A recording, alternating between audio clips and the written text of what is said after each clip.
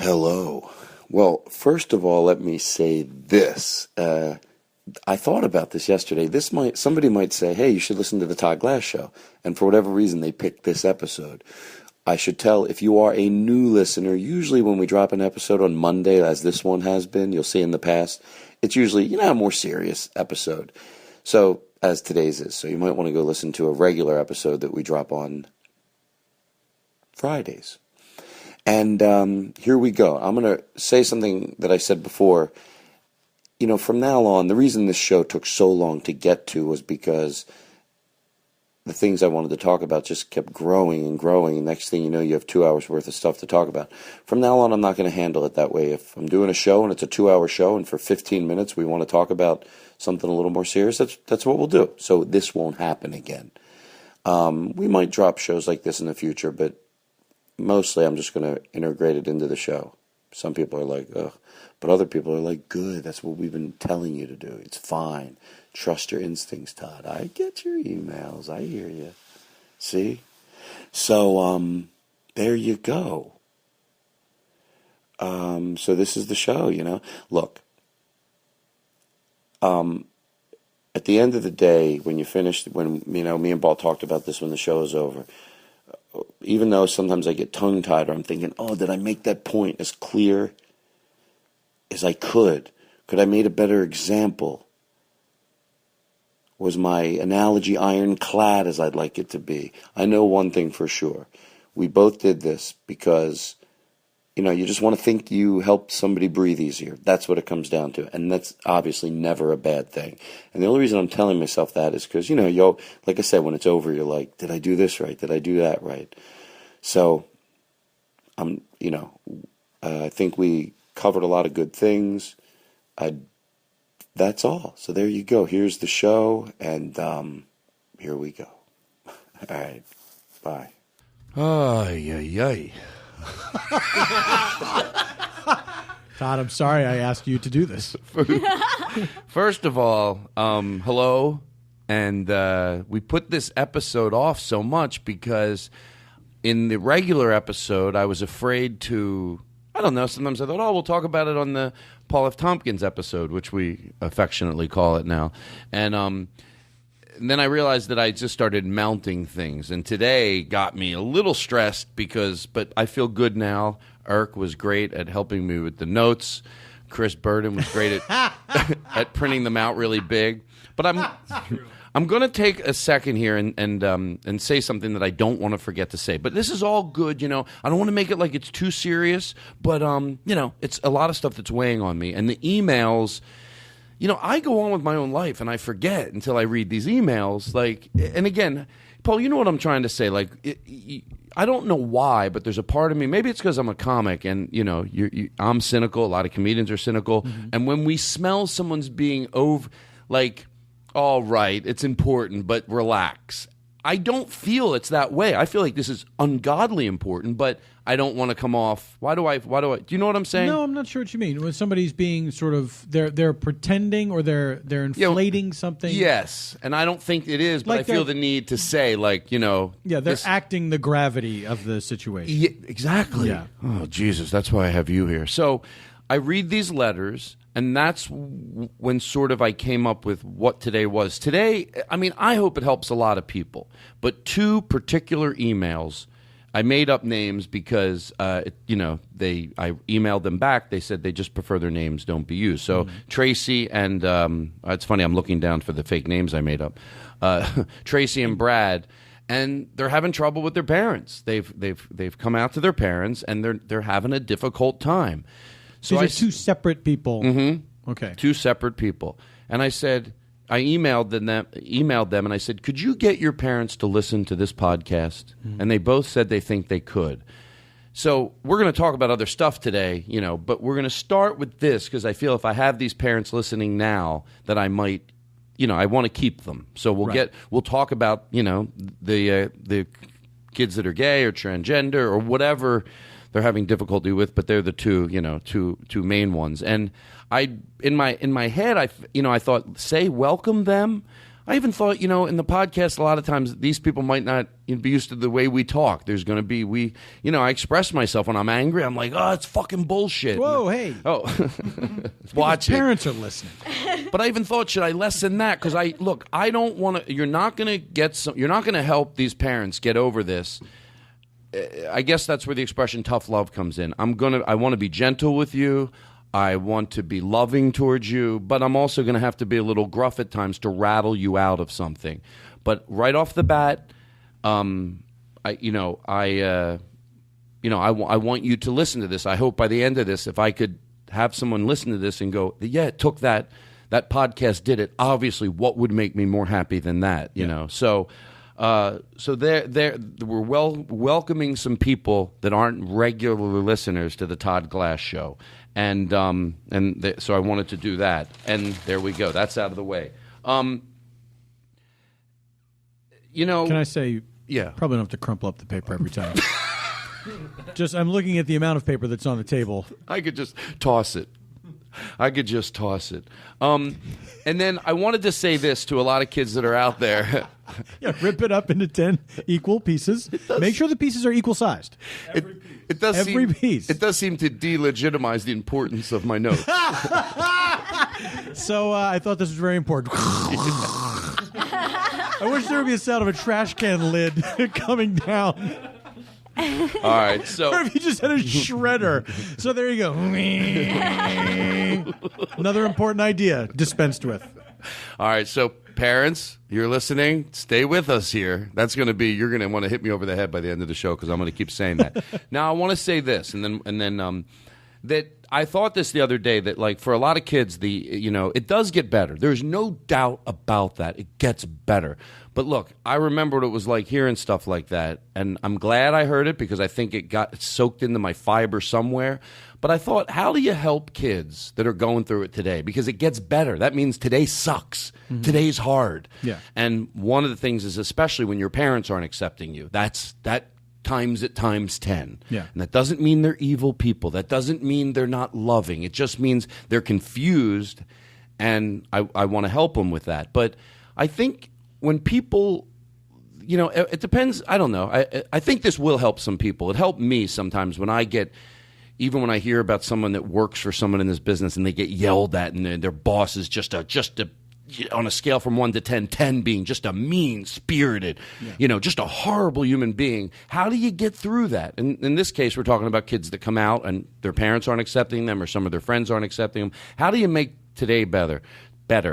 When I hear about kids not accepting it, which is less and less all the time because kids are very accepting today, but for some reason it upsets me more when it's parents or somebody that's not accepting. Yeah, well, because you expect as a child unconditional love from your parents. Mm-hmm. That they are going to love you no matter what, and it's not like if somebody's coming out, their parents don't love them anymore. Mm-hmm. But it feels like that. Right. It feels like they're saying, I kind of am rejecting you as a person. Even though a parent listening right now, we want you to know, we get it. You love your child. Yes. No one is saying that you don't. No, but to the child, it doesn't feel like you do. Yeah. And just know one thing for sure, that when people are out there and they accept everybody and love everybody of all types, you do reap the benefits by that. Now, I'm not saying you can't be a person that doesn't do all that and still have a big car and still have a big house and all that stuff. But when you are nurturing to every human being on this planet, you live a fuller life. You're happier. Mm-hmm. And so that's what they don't get. Yeah. That's what they don't get. And so, I just know that when you hear all those, it gets better. I get it. Today's tough. And you hold on. Just let me take a second here. I think, I'm gonna say this because, like I said, because of the parents that might be listening today or the friend of a friend's, that I'm gonna say something that even when I told Daniel Kino, he was a little shocked. But I think it's a great way to start to let them know that I'm with them. I thought if my dad was, let's say, transgender. Mm-hmm. Now, by the way, at one point during what I'm saying, there might be people that are like, what? But I promise you'll like the way it ends. If my dad was coming to a show and maybe he was bringing his boyfriend, or maybe my dad was a cross-dresser, and he wanted to me, that would even be harder. And he wanted to show up my show like that. It'd be hard for me. I'm being honest. I might make an excuse to put it off. I might go, you know what, Dad, it's pretty crowded this week. Come next week, because you know what, then I'll have more time to spend with you. You know, I try to be nice. So I'm telling you that. I'm being very honest with you. But here's the difference. I would get help. Right. I would get help. I'd be sitting in a therapist's office saying, I don't want to do this. And that's what I'm asking you to do. I'm not asking you to not have a difficult time with it. We'll be patient with you today. Your children will be patient with you today. But you need, and when I say get help, it's not with the tone, you need to get help. No, that's an aggressive, angry tone. I mean, you need to get help. Yeah. You need to go to a therapist and, and trust what that therapist will say about your child. And I just, I told that story because I want people to know that look, let's face it, whether you admit it or not, it's either that you're embarrassed your kid is and you have to go to church, or you have to go to, a swim club, or you have to go somewhere and, that's not the norm. And then there's the other side that you might think that it's an illness. Yeah. And you say, I love my kid. But like if your kid had an illness, you'd love him, but you want him to get help. And I hope I hit on something. I hope you just went, that's what it is with me. Of course you love your child, and you love him so much that you desperately want to get your child help. Yeah. It's one or the other, And I will tell you this, and here's where it might get a little hard. And obviously, I go long-winded up front, Paul, that the difference between tough love, and by the way, these are all my opinions. That's all they are. The difference between tough love and you not accepting your child. And I think most people know tough love is if, your kid is, let's say he's addicted to heroin, and you go to a program and they tell you that the best way to get your child to come out of this is to cut him off. That's very hard when you found out your kid slept in the street that night. Yeah. But you have an organization that backs you, that goes, this is the best way to make him hit rock bottom. Yeah. And in the event of, you're cutting your child off, he dies. You have an organization that still backs you. You'll have an organization that will go, you did the right thing. It's still going to be gut-wrenching and sad and just, words that can't even describe it. But you will have an organization that says it didn't work, but that doesn't mean you didn't do the right thing. And you'll have other parents and everybody. Look, here's the part, it might seem a little cold. If you cut your child off because he is gay or she is a lesbian, when I say gay, I'm covering everything, hopefully every time. You're not going to have an organization that will tell you did the right thing. Now they will tell you to forgive yourself, and part of forgiving yourself will be to have the clarity that you should have had before your child killed themselves. Like these mothers and fathers that are against their children being gay and cutting them off, and then after their child dies, they go around on circuits saying, "Don't do what we did." Right. But I'm going to just tell you the God honest, just the gut wrenching truth here. You are not going to have an organization that goes, "You did the right thing," and you need to know that. You're not going to have the support that people have, that their children have drug problems and cut them off. I would say though that there are certain churches, I think, that would say you did the right thing. That's the problem, is that there's certain organizations. You're leading me right in, as you always do, to my next thing. There's so certain I'm glad organizations you went there. that have such an issue with this that not all churches, but there are some churches that would say, but that same comparison to the drug act. Taking your own life is a sin, but what could you do? You had to reject your child because they were doing something against God. Right. So it's not that they won't find a group that will ever say, hey, you did what you had to do. They probably could do that, but at that point, what are we talking to someone who can be reasoned with? You know what I mean? Well, I think that's. I hope you're right, because that was my next set of notes here, and I want to be very clear with this, because every time he's talking about religion, I want to go to bat.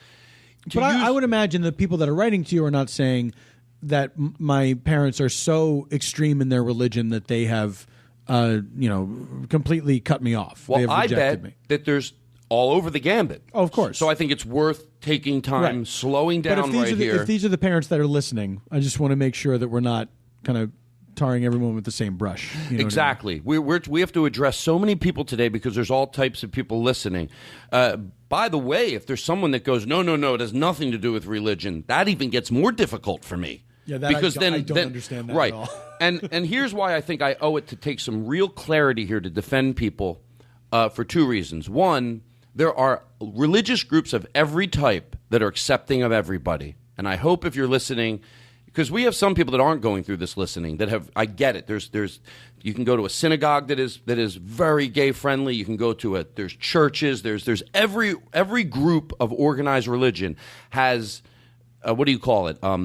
There's sects, branches, very accepting. So there is a place to go, Yes. and certainly. So and they're there and they're very accepting. So and also, if you're going to put your child under the magnifying glass of what the church thinks, it's a little greedy that you reap the benefits of the church, the mistakes the church has made in the past. So if you're a woman listening, or if you're, and you're going, hey, if the church thought it was wrong that you should be equal at one point. Mm-hmm. So again, making this very, very, very, very clear. There are religious organizations that are very, I don't even want to say pro-gay, pro-everything. Progressive. Yes. Loving, caring.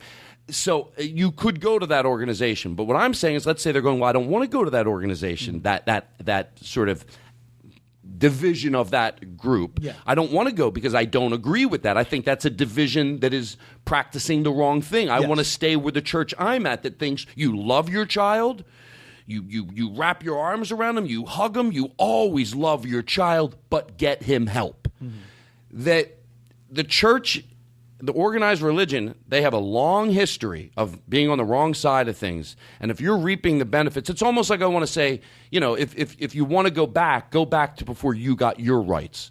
Because it's hard not to say in that very sarcastic voice, oh, when do you want to go back to? The day after I got my rights. Oh, that works out good for you. And when do you want to stop? The day before we give rights and clarity to another group of people. Yeah.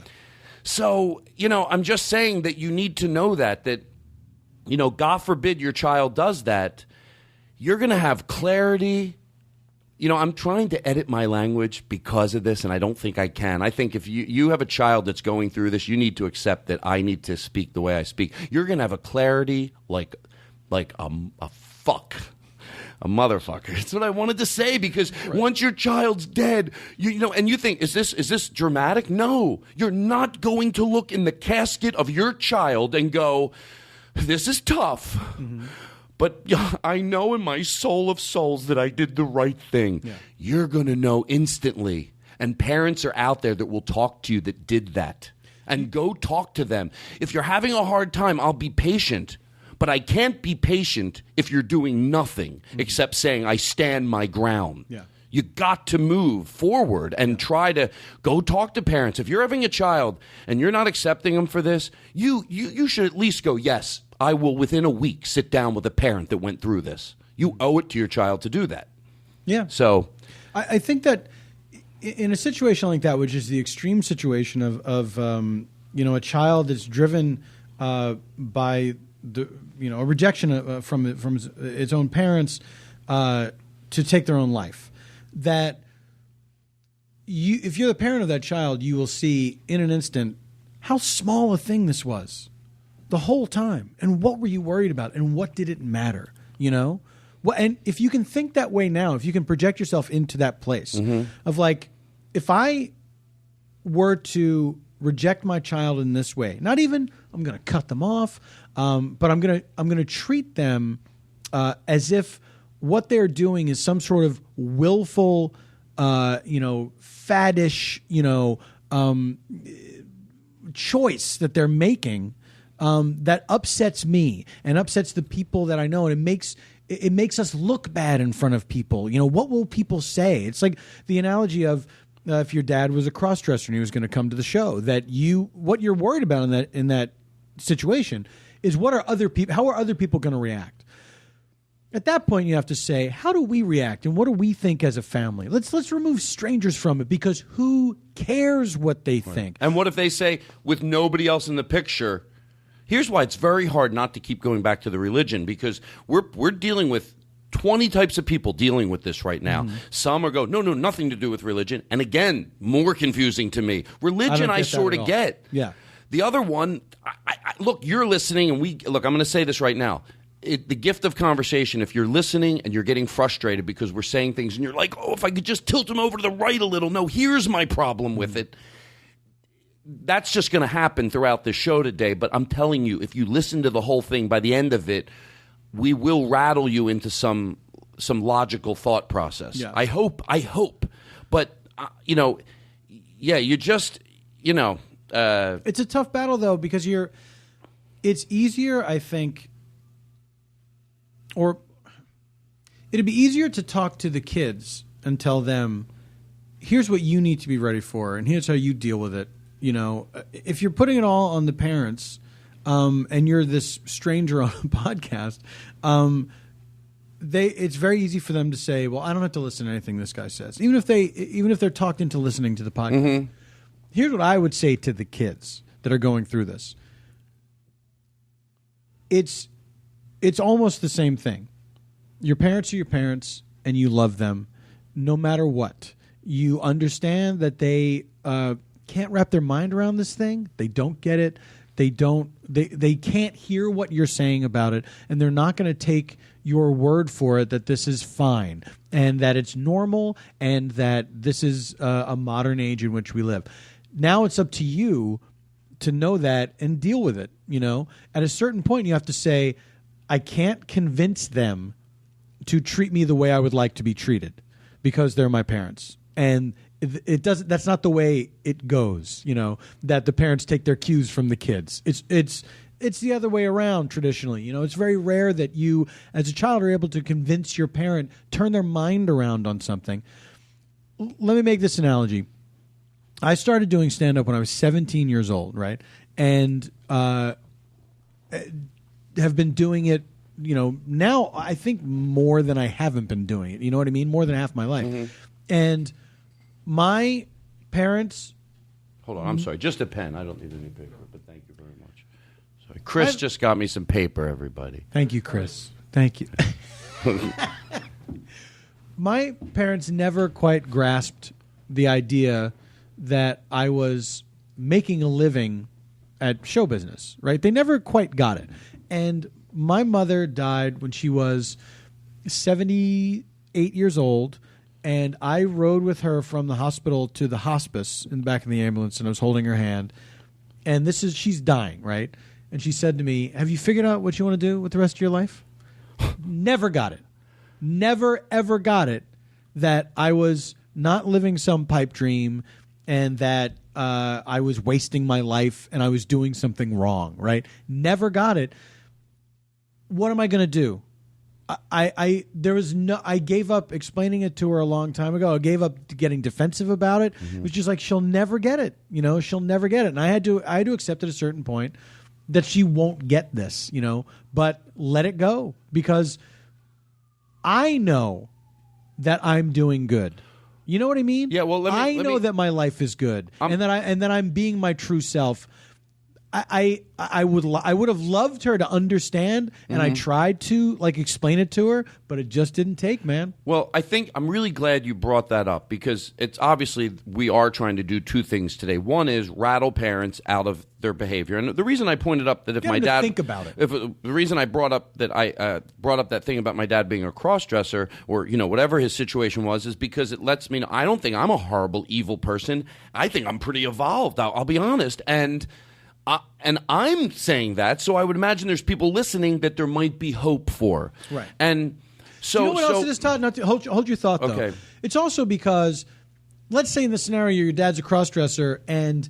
And by the way, let me say this, because I will never be able to sleep at night. Sure. Do you understand, if you're listening, whatever you do, that the reason I brought that up, if my dad was gay or if he was a cross-dresser, whatever it is, I get from my soul that those are the strong ones that go out that are cross-dressers. Yeah, absolutely. Those are the strong ones. Those are the ones that are brave. Those are the people that should get you get it. You're doing what is the hardest thing in the world, and that is be yourself in public. Yeah. The reason I'm pointing out that it might be hard for me to deal with my dad is because I know in society that they might look or people might look, but I want to overpreface it. I'd be in a therapist's office getting help. I would ask my dad to be patient with me, not say the other way around and make my dad feel like he's got a problem, or my brother, or whatever. I think I've made my point, but I want to make that really clear that I'm, Oh, yeah. Here's what I'm imagining in this scenario that you're laying out, is that you did not grow up with a dad who was a cross-dresser, and it's something that you became used to over time.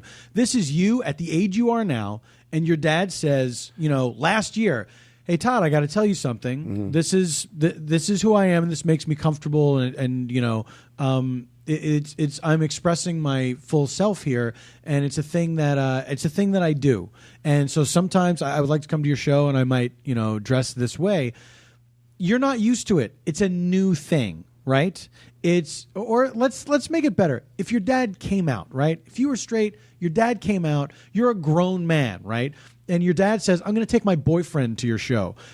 You're now thinking like, well, this is all, I just found out that he was gay, a week ago, and now he's bringing a date to the show, and like people, friends of mine that thought he was, this married guy and blah, blah, blah. It's new. It's new, and that's why you're kind of freaked out by it, because it's an experience you haven't had before. But it doesn't mean it's for the rest of your life. No, and it doesn't mean that if I put myself there to go right. You just said it perfectly. Yeah. So let me just move found, on. This is like the world changes. Things like this are a possibility now. I got a little lost in my thought here. I told you to hold that thought. I did. It's okay. It's okay. I was watching a movie the other night, and it's one of those movies, you're just gut-wrenching, sad movie. Daughter's dying of cancer, and the family's going through it. And I was sitting there watching, going, these parents want one thing, the ability to have the power to make their child feel better and get better. That's really at the end of the whole movie. That was the plot, that your child is dying, and you're going, if I had the power, can you imagine the power? Your child has cancer, and you have the power to get rid of that cancer, to make your child better. And then here sits these parents that have that power. You have that power to not do it right away. Right. I'm not asking you to go in the house right now and do it. You might need to take some time, but you have the power to go educate yourself, to utilize social advancements, which would mean you'd be hard-pressed to find anybody, except in some, underline 150 times, religious groups, you'd be hard-pressed to find, what would you call it, the sociological, where therapists have guidelines. In other words, if you have a degree in certain, I'm saying this so horribly, but the people will understand what I mean. There's not organizations out there. If you're a therapist, and you can't go, you have to follow guidelines. Right. And there's advancement, and they know that this is normal for kids to be gay, and you can go there and they will explain this to you. Yeah. The only way you're right for what you're doing, and this is going to sound so sarcastic, and I think you even know in your gut of guts, someone listening, that this isn't going to happen. The only way I'm wrong, if in 25 years they go, remember when they were this close to thinking being gay was okay?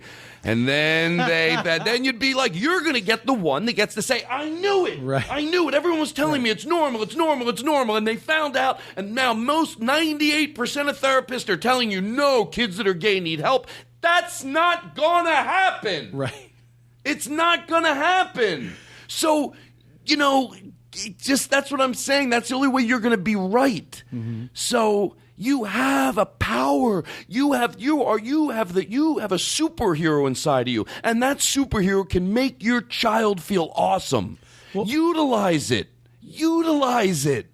Because someone that watches their kid die of cancer will look at you with a little bit of disgust to go, I wish I had that power.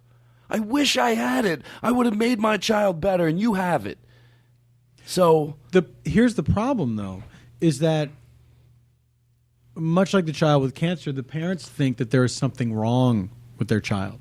Well, And no, but let me interject real quick. Yeah. Unless they go, of course that's what they think Yeah. on the surface. But if they would go to a therapist that would say no and educate themselves, because I've said this before, and I'm going to say this again. We are repeating things today because I want it all isolated. So if you're a regular listener and you're going, they said that before. I want to take a little bit from every show. Plus, there's going to be some new stuff and cram it into an hour and a half. Obviously, why are you laughing? Because something just occurred to me that the slippery slope where homosexuality becoming accepted as normal and gay marriage being legal and just a mundane regular old thing, the argument that is going to lead to the downfall of civilization, I think, can be disproven by the idea that gay people have been around since the dawn of time, and all the times in the world's history that we have almost faced extinction, or there's been any kind of genocide or atrocities or whatever, it's never been about gay people. It's never been the case. If you want to talk about Genghis Khan or Hitler or Stalin or whoever, it's never been like gay people getting together and holding hands has been the impetus for this stuff to happen. So I think the idea that you have to be worried about gay people being accepted as normal, I think you can let that go as a threat. It's okay. Gay people are here already.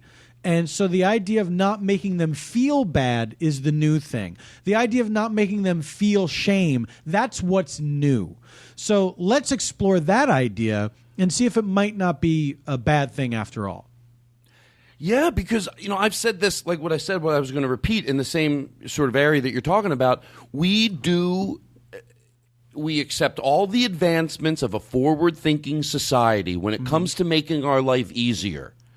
And that's a little selfish when because to me there's technological advancements, and that we love. We take them like, boom, give it to us, give it to me. Well, we love that, phones, all that. And there's sociological advancements, and they're both fucking real. Mm-hmm. They're real. People that invent cell phones, that invent computers, it's not hocus pocus. Either is psychology. Yeah. They have studied. That's why they know the difference between a murderer and a rapist and someone that's gay. Yeah. So to accept all the advancements of a forward-thinking society, when it makes your life easier, and only turn this type of thing away when it makes your life harder. Now, why does it make your life harder? Because you have to rethink something you were thinking. If you're right, I'll say it. Yeah. You're fine. If you're right, you're fine. In time, you'll get to say it. But if you're wrong, you're causing a lot of gut-wrenching pain to a lot of people. Because of pride. Because no one wants to find out that they have been behaving poorly without even realizing it. It's like somebody said something once, and I wish I could quote him. I don't care about how wrong I've been. I care about how right I'm going to be. A listener sent that in, and I thought it was really brilliant. And the thing that I want to say is I ask for consistency. I think that's me being so fair. Like, in other words, if you're going to disagree with me, okay, but now be consistent in your life. When you see someone that is a drug addict and you think, we've all seen it and we have a little bit of empathy, but then when they take their kids away, we go, come on, man, get some help. You don't get to do that anymore. Now, I know you hate that I'm comparing your addiction to a drug addiction, but your addiction is not making you look bad. Your addiction is not making your teeth fall out. Your addiction is not making your face go gaunt, but it's killing someone that loves you. Yeah. Your addiction is killing somebody else. And some people would say that could even be worse. Now, that doesn't mean I don't love you. I love someone. I do mean this. I've had family members that have had addictions, and I love them with every ounce with every fiber in my body. But because you love someone, it doesn't mean you sit and watch them do destruction. So the next time you hear about a family and they had to take their kids away because the mom was on heroin or their dad or they were alcoholics, go to yourself in your car and inwardly go, of course I'm using sarcasm to make a point, go, that's sort of like me. That's how hard it is. Let me tell you something.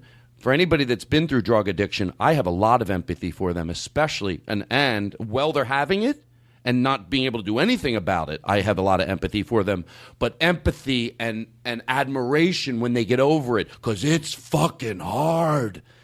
And that's how hard it is for you right now, because you want to wiggle to the right and wiggle to the left, and you might feel like I'm cornering you and I'm comparing you to a drug addict. That's how they feel. Did you ever see someone at the show in intervention that's why there's an intervention, because there's 6 people sitting around going boom, boom, boom, boom. You can fight off one person. That's not. But when there's 6, mom reads a letter, dad reads a letter, your little brother reads a letter, starts crying. And that makes that person feel cornered, and that's why they get up and storm out of the room sometime. And that's what I'm going to certain people that might be listening right now. That's how you feel. You feel cornered. Yeah. But I'll love you, but you got to take little baby steps. The answers are out there that your son or child is 100% healthy. Well, you talked earlier about the technological advances. It's never been easier to get information. It's never been easier to communicate with other people. So that stuff is at your disposal. You will find, of course, you will find stuff that's saying homosexuality is this choice that people make and homosexuality is a sin. You will also find plenty of stuff that says, my son came out and it was hard for me at first, but then I realized it's not a big deal. I watched my mother go through it. My brother's gay. I watched my mother reason through this whole thing because she had been brought up one way her whole life, had no idea that her son was gay. He came out, and I watched her over the years figure this out. And there was a process. By the way, I love that she figured that out before she figured out your career. That mystified her to the end. But yeah, she was. It's not like she was ever. I don't think she was ever totally comfortable or totally just. It never felt totally normal to her that my brother was gay, right? But she stopped making it seem like it was a weird abnormality. She stopped making it seem like my brother was doing something wrong. And she to her credit, never suggested that it was a choice that he was making. It was something that was outside of her scope of experience that she grew to understand better and better the longer she was alive, because she kept thinking about it, and she loved her son, and she kept thinking about it. She kept her mind open, and she was raised Catholic, went to mass every Sunday. You know what I mean?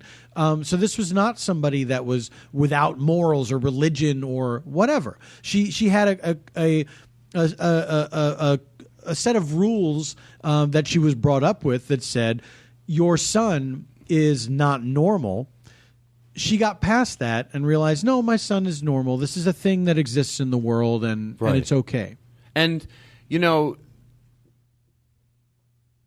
it's just, it's, I think we're going to move past right now, which will be comforting for me, dealing with specific parents or friends that are listening right now. And I think in that area, look, let me just tell you this as we sort of move on, but now we, like you said, hey, whether we can rattle parents or friends, you always feel like let me relax a little during the show. If I say parents, I'm talking about friends, I feel like someone will go, hey, I'm not a parent, I'm a friend that's having trouble. Whoever sent you. There's 2 kinds of people in this world, friends and parents. Somebody sent you here. Now, either they did some good or didn't, but, I said a long time ago, we should stop trying to say, should teachers be able to be gay? Should doctors be able to be gay? No, stop it. You don't go issue by issue. You don't say, should women be able to be doctors? What about cops? Whatever they fucking want. So the thing here to prove or to get simplicity is that being gay is not an illness. Because that's what some people think, that they think, well, no, you love your child, but if he has an illness, you love him and you get him help. Why don't you flip it a little bit, go somewhere, talk? If that's, by the way, if this isn't making you think a little, I say this, I really, because there's nothing I want more than to have it soak into your fiber. If it's not doing anything, then if it is, I would give you a big hug. I would want to take you and hug you and just give you just like the biggest hug in the world. But if it's not, and your parents come back to you and this didn't do anything for them, like Paul said, you have to know. Your stability and your sanity isn't dependent on what your parents, where we get them to. Yeah. I know if I get them somewhere, it's going to make your life easier.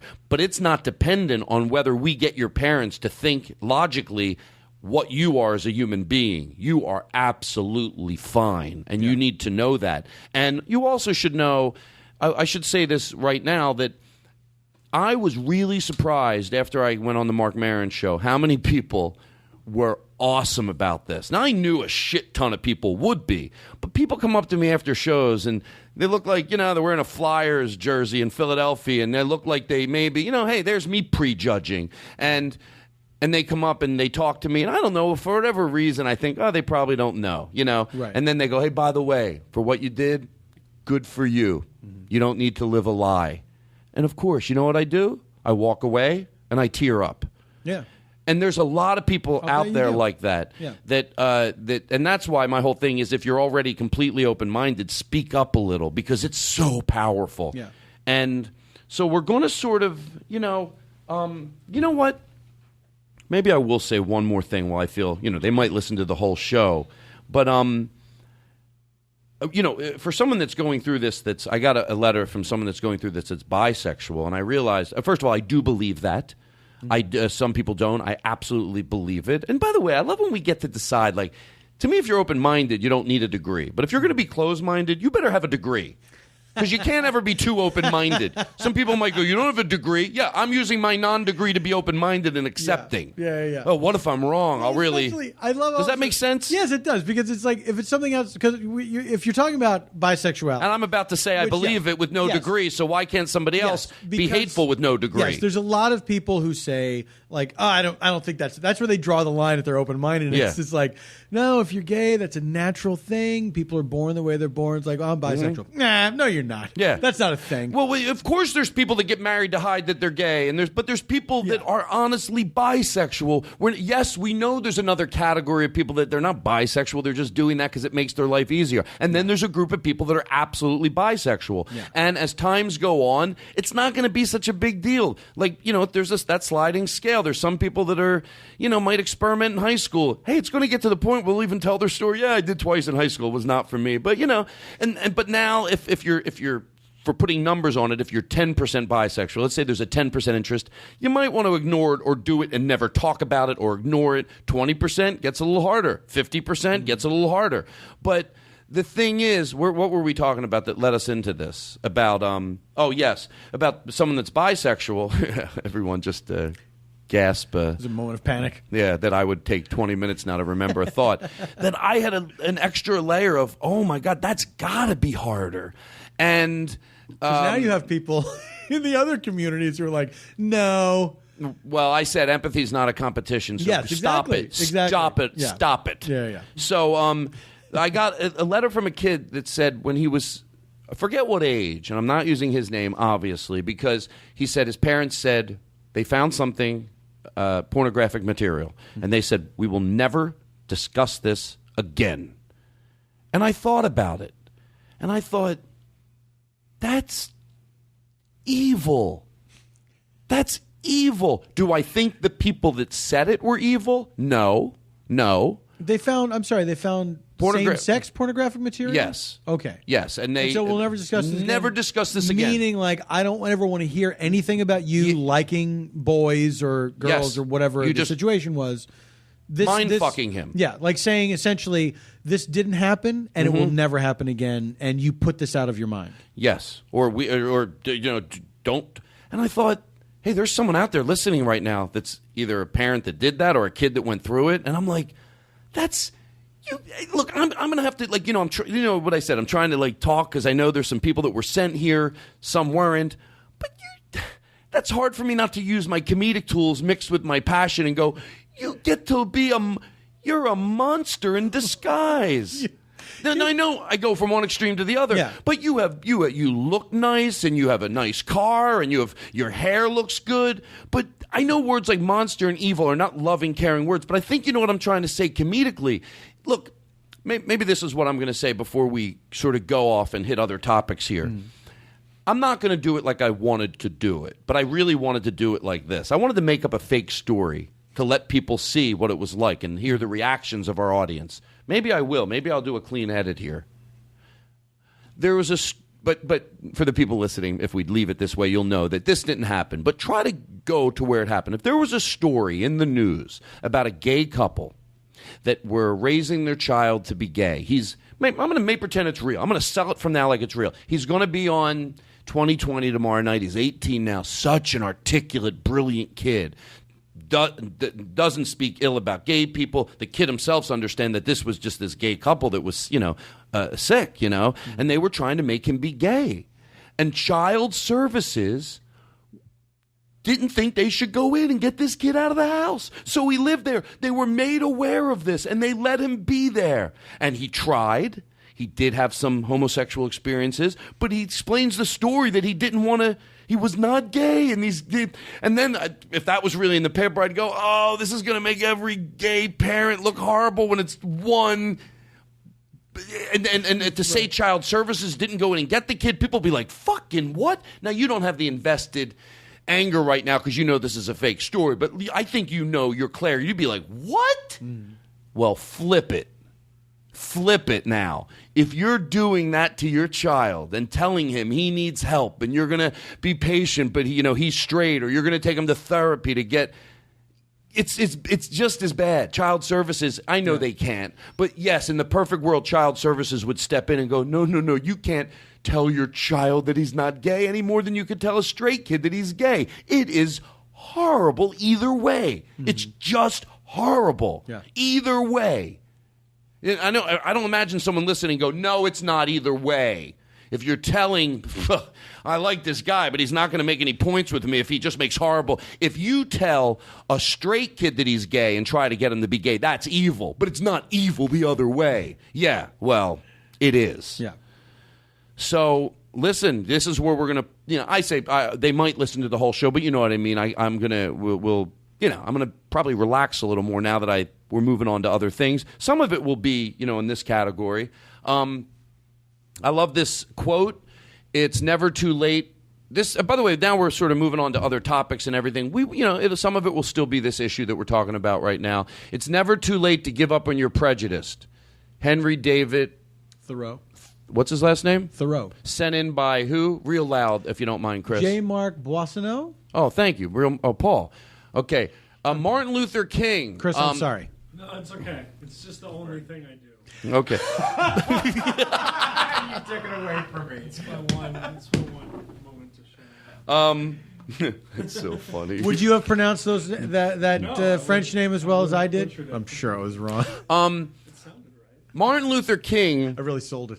Had a ring to it. What did he say? What Martin Luther King? Oh, march there. Oh, yes. This is what I want to know. If you showed someone a picture of in the marches, if you look closely, someone pointed this out to me. If you look closely, there's people that in the midst of all the marches that are predominantly not white people, predominantly black people. Yes. You see some white people. Mm-hmm. And I always thought it would be good to have a billboard that circled them and said, would have that been you? Yeah. Now, you might go, I'll never know. I'll never know. Yeah. That's the best answer to Well, that. who wouldn't want to say yes? I'll never know. Right. Well, Who wouldn't want to say what? yes? Let me just get this out real quick. I think most people want to go, I think the most open-minded you would get from the average person. Not everybody. There'd be people that obviously would go, no, that wouldn't be me because I'm not But there'd be a lot of people that go, I would hope. Yes. And you Exactly. don't have to guess. Yeah. Look at what's on the table today that mirrors that, and where are you on that? Yeah. Because that's where you would have been back then, whether you'd like to believe it or not. So, I think I told you. I don't know if we talked about this here, but I went to there was a rally downtown. It was a march for women's rights. because there was a lot of stuff happening in the news about reproductive rights, and it was getting really bad. And so this rally happened downtown that was organized by the it was not organized by the UCB, but they organized a group of people. Like, they spread the word, we're going to have this. There's going to be this rally downtown. Let's all go and represent. And I went with my wife and some friends, and I was very self-conscious about it. I felt very strongly about doing it, but I was very self-conscious about it, and I almost didn't go. Why? Just because. Why did I feel self-conscious about it? Because I would be a dude at this women's rights rally, and I just, and that kind of, I've never been that involved in demonstrative political stuff like that, where you actually go and you show yourself. And that was really what it was I was outside of my comfort zone there.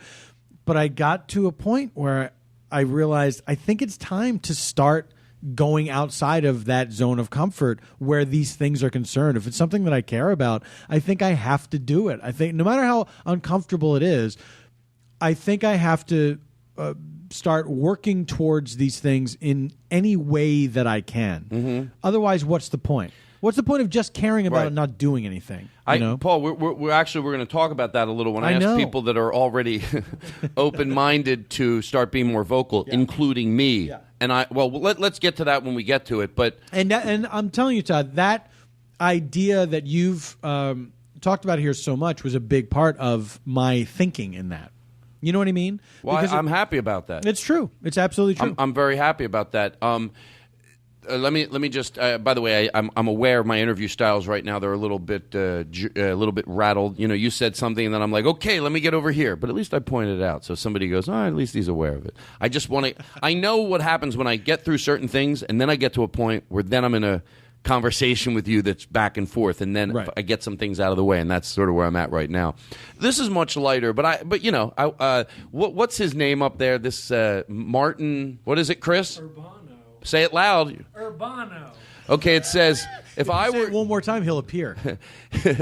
if I were gay, I would introduce... Because it's hard to know, like, I don't like any of the terms. Like, that's, you know, whether it's significant other or whatever. It's like, oh, they're all... Someone goes, what about husband? I go, I'd rather not be gay if I have to introduce someone as my husband. I know that's horrible for someone else. By the way, this is me. For someone else that introduces your boyfriend as your husband or whatever you introduce, you're the strong one. You're the right one. I'm being honest about some of my problems, and this is what happens when when I grew up like this. You know, it's all normal. I want to get out of it, though. But I think this is funny. He goes, he's not gay, but he goes, if I was gay, I'd introduce my boyfriend as my partner in crime. What is our crime? Disobeying the Lord. I just love that. It's my partner in crime. We disobey the Lord. That's our thing. It's classic Urbano. Here we go. Here's something else. Say it again. Classic what? Classic Urbano. Classic. Everyone knows. Yeah. Here's another thing in my head. I think about it. You know, I think of people hearing this and wanting to just say that. You know, because if they say what I'm about to say, if they went, oh, you're right, well, then that'd be too easy. So they try to, you know, where can we find that he's wrong? And it says, I can read this one. I thought when you prejudge someone or you're not 100%, you're spitting in the name of a lot of people. And I'm going to give a few examples. One, for the people that like to wave the American flag, and you are or the troops, the God bless the troops, God bless the troops, God bless the troops. Maybe even a cousin or a son or a daughter has lost their life in the military. Whether you agree with this or not, and I would imagine you wouldn't, unless you're not, you're an accepting person. If you are hateful towards a group, whether it's, whatever group it is, you're spitting. You have one thing to do. You have the power to make their life or their death not for nothing. That's an amazing power. You can live on and make their life mean something. And you're indirectly spitting on their grave. To go, everything you fought for, because let's make no mistakes about it. All those wars are because of not being accepting and understanding and loving. And they died for that. Now, you might go, no, they died for that right. You don't get handpicked. Yeah. They died for everyone to be treated right and equal and just right. That's all I got to say. And you have the power. to power. That's crazy power. To live your life as an accepting person, and where you're having trouble, like I said, you go get help. You go, I don't want to be this person. I have a child that died in the war. I want to live in his honor or her honor. You know, the same thing. If you're gay and you're prejudiced, and obviously, you know, if you're gay and you're prejudiced or you're sexist, or you can talk about Matthew Shepard all you want. You have one thing to do to make his life not worthwhile. To make his life worthwhile, one thing. Again, extreme amount of power. And then you go on and you want to talk about Matthew Shepard. It's sad. So, I could give other examples. Obviously, Rosa Parks. If you're black and you're sexist or you're homophobic, same thing. Yeah. Don't do that. The thing is, does that make sense? What I'm saying? It does, but it comes down to no matter who you are, you have to cultivate empathy. You really have to cultivate some sense of, we're all human beings, and we all have... What's that say right there? It says empathy and where was breaking it? cycle. Next on the list. It was next on the list. God, I love Paul F. Tompkins so much. I remembered to put the F in. Go ahead. I'm sorry. But it really is like... I find that it should be the older you get and the more you experience of the world and the more you experience of other people, your mind should expand. And you should understand, we're kind of all pretty much the same. We all have the same, the same feelings. We all have the same hopes, desires, dreams, whatever. We're really not that different. And a gay relationship is not that much different than my heterosexual relationship. It's the same stuff. It's the same. You have the same highs and lows that everybody has. Like, that's the way it's supposed to work, is that you're not supposed to just get smaller and smaller and smaller unless you are afraid, And so much of all of this stuff is fear. It's about fear. But I don't understand how... what you're talking about with loving the troops and praising the troops, and the troops, they're there to protect our freedom. Well, what do you think that means? The whole idea of America was founded on the idea that America was founded on was you could be who you wanted to be, and nobody was going to tell you can't be that thing. Or you're going to be put in jail, especially or you're when going to be put to death. Especially when I think the main thing is, and again, sensible people know this, but I don't take for granted if there's 3 people listening that are going, well, what about murderers? Come on now. And you might think, Todd, you're going to address that? Nah, it's my neuroses. Yeah. To go 2 people that aren't hurting anybody. Yeah. 2 people that aren't hurting anybody. Exactly. We were, the Puritans came over here in the 1600s, and they weren't the nicest people in the world. They were fleeing England because they could not practice the very puritanical religion that they wanted to practice, so they came here. They probably did more harm to people as a small group coming to America than any gay person has ever done just by being gay. That's why when I say I ask for consistency, look, we're both as we're talking about everything, I always think, okay, what are we saying that's helping change somebody? Exposed to just me spewing out something there, somebody's listening, blah blah blah blah blah blah. Sometimes you feel like you're hitting something from an angle that could make someone go, someone that's having trouble with their kid, but still a rational, decent human being. So I always love when people say, it ruins the sanctity of marriage to allow it. Well, I think straight people have done enough to ruin the sanctity of marriage by the divorce rate being 50%. Yeah. So stop it. Yeah. You don't care about the sanctity of marriage. Cut it out. Yeah. Stop it. Be consistent. Yes. Be consistent. Let's not pretend. Let's not. Yeah. Right. Like if you can only agree to disagree when the other person's having valid points. That's why that term exists. Agree to disagree. Yeah. It doesn't come over 4 + 4 is 7. Right. That's not when you agree to disagree.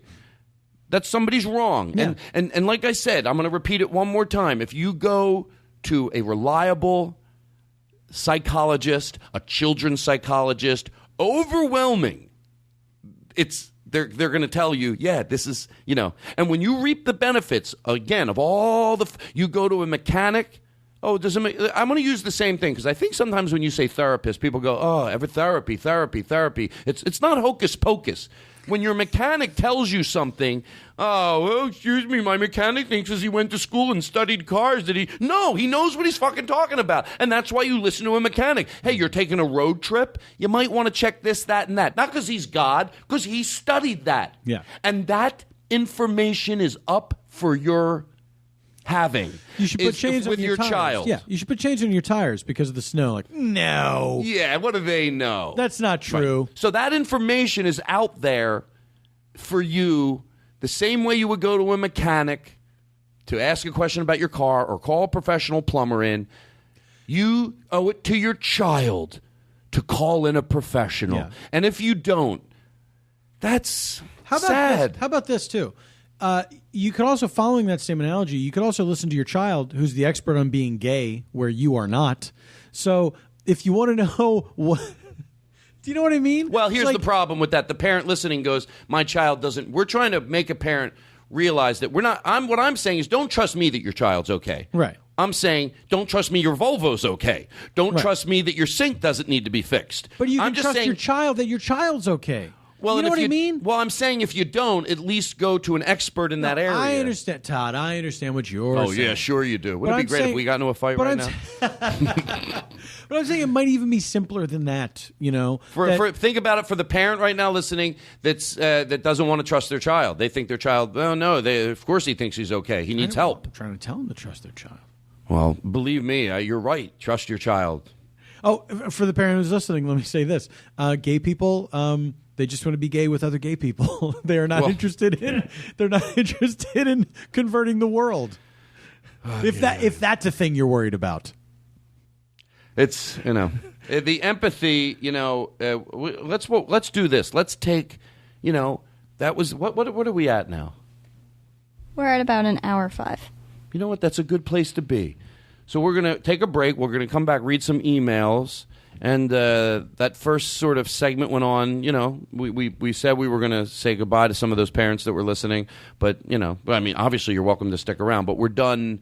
Now we're just going to talk, not try to rattle anybody out of belief. Now we're just going to have a conversation, which will be a little more relaxing for me. But I hope, that we did something. And I hope, well, there we go. you never know. You never know. That's a good way to wrap it up. Okay, we'll be right back. Maybe you'll hear a little music, and then we'll come right back.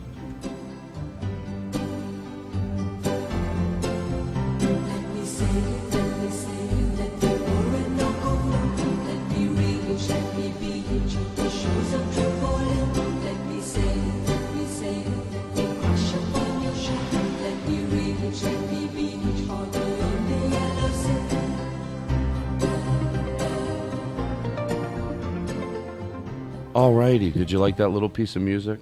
So I'm gonna rip. I did. What did I play? You'll know what I played. It was ethereal. It's whatever you say it is. They heard it. The magic of doing. It was things. Orinoco Flow by Enya. Okay. Did you like it, everybody? Everyone loves it. I want to thank a few people that have sent me emails. It better be good. Oh, it's the best. It's only going to be like 10 seconds. I want to thank a few people. Anybody that sent me a letter about most of the letters, I used to say if you're 90% or get to 100%, if you're 100% or be more vocal.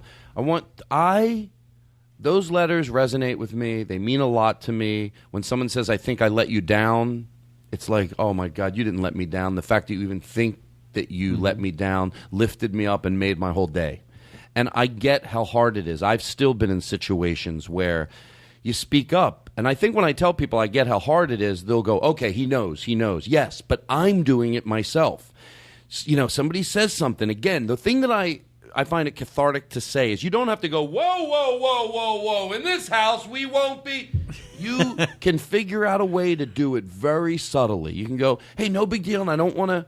But remember that those people never care about making anybody uncomfortable. They don't ever think, right. Hey, before I let out a horribly sexist or homophobic or racist joke, because I said there's two levels of people that are hateful. There's people that are hateful but smart enough to know that not everybody else is hateful. Mm-hmm. So they're secretive with their hate until they get around their closest of close friends to spew out their hate. Yeah. And then there's another level of hateful people that don't think. Yeah, you think everybody else at the Thanksgiving dinner doesn't believe in gay marriage? Yeah. No, they all must think what I think. So I'll just say it.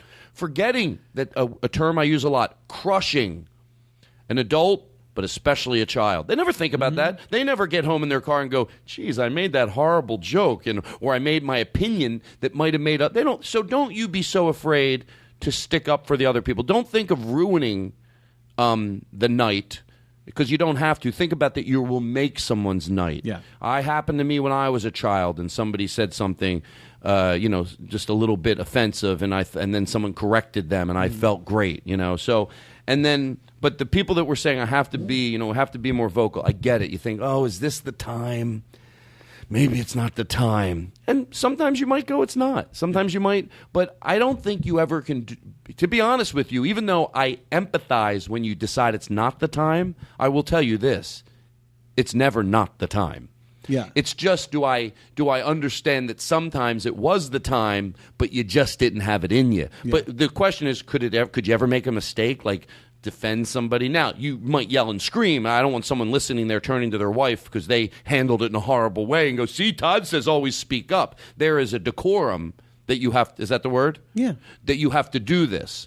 But it's hard for me to be too hard on anybody that ever defends a group, even if maybe they were a little over the top. Your heart's in the right place. Yeah. Even, so anybody that sent me a letter that said, that they're trying to do that, it means a lot to me. Lucas Holmes, you sent me a letter about empathy, which was magnificent, and we're going to put it on the Facebook page. And so there's that. Somebody said this, and I'm sure you'll have a quick answer to this, Paul. Let me see if I can find it. You know what? I feel so bad. The person that sent this in, I don't have their name in front of me, but you'll know it's you because only one person asked this.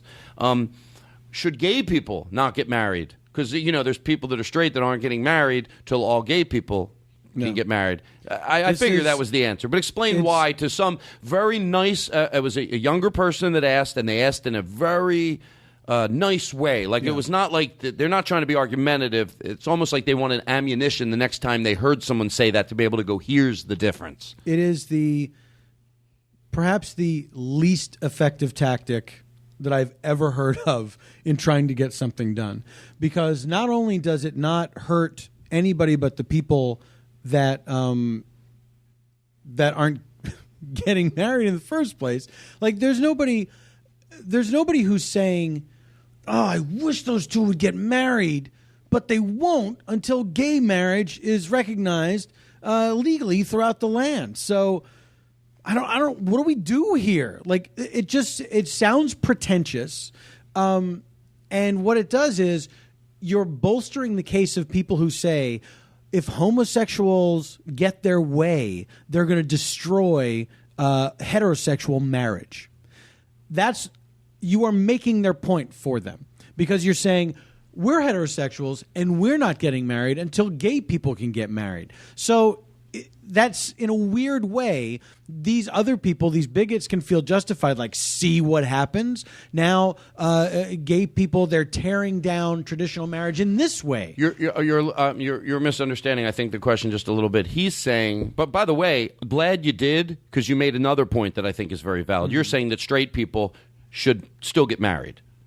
Yes. Right. And also, my friend has that problem. He said, he is a cop and he gets great benefits and he really does want to, not get married, but it's, he doesn't know what to do. But the question was for people that, let's say they do admire that, you're going to think this question isn't even, well, I don't want to say it from a very kind emailer. I don't want to throw him under the bus because every question, especially when it's about trying to be more open-minded, is a great question. Yeah. He said, if some people think, well, straight people shouldn't get married, what about gay people? Because if you're gay and you can get married in Florida, let's say, well, there's still people in Cleveland that can't, wherever they can't get married. Oh, come on. That's ridiculous, right? But people travel to the states where it's legal, right, and they do it there. And we're fighting for gay people to get married, so that if they're doing it state by state, that's the object is where it's legal to start doing it. Now I see why I didn't understand that, because it doesn't make sense. Okay, all right. I'm sorry to who wrote it, but I think you're probably if you're an intelligent person, and I'm saying you are,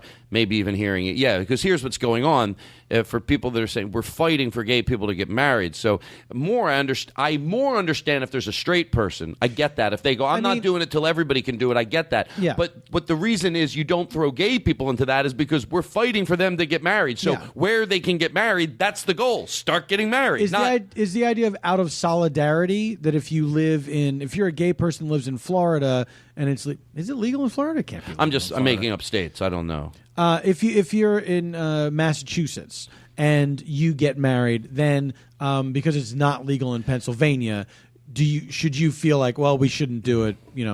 Yeah, that's not the way. No, if you're in Pennsylvania, go to Massachusetts and get married. Right. And then this is Ben Black sent this in a long time ago, and I really sometimes on the show I have obviously I talk for a living, but I get tongue-tied, and he sent something in that I thought it really made me feel good about what he said. It just, guess what I just realized? I have no headsets on. Anyway, not that was important to bring up. I thought that was going to lead to something else. No. So I can do this. So just the highlighted part? Yeah, just the highlighted part. Ben Black said, sometimes you put into words things I couldn't quite articulate on my own, and other times when you're struggling to get at what you mean, it forces me to articulate my feelings to meet you halfway. Either way, you're helping people turn vague notions into solid mindsets, clear ways of thinking that help keep the poison out. Good on ya. Well, let me tell you something, Ben Black. I really appreciated getting that, and you said it more articulately than I could have ever said it. Martin Luther King here. It said it's a quote from Martin Luther King.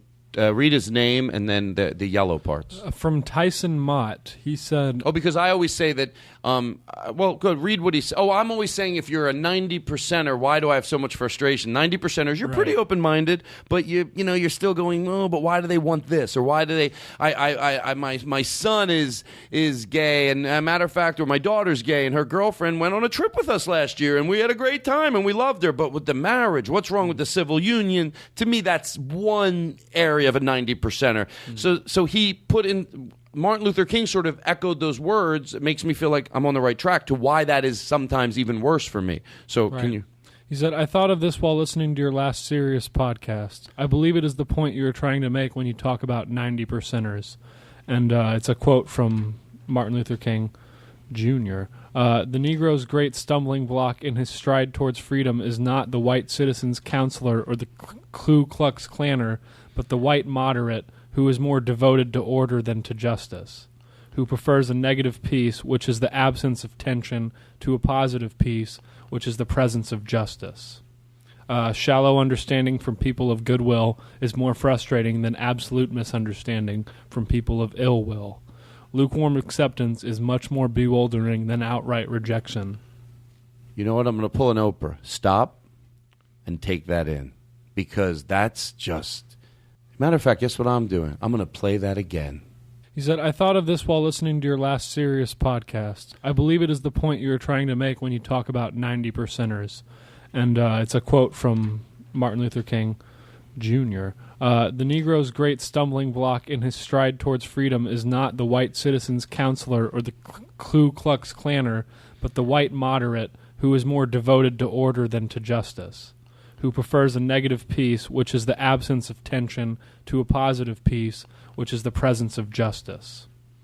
Shallow understanding from people of goodwill is more frustrating than absolute misunderstanding from people of ill will.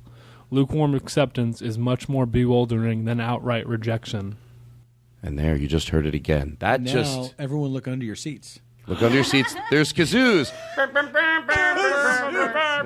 That was the worst Oprah giveaway. That. I thought you meant... I didn't even put that together. A brand new car. You get a kazoo. Gold kazoos. I don't know why we're sort of... As we we got a little while... You're okay, right? Yeah. I'm a great person. I always think that it's... I always think that... when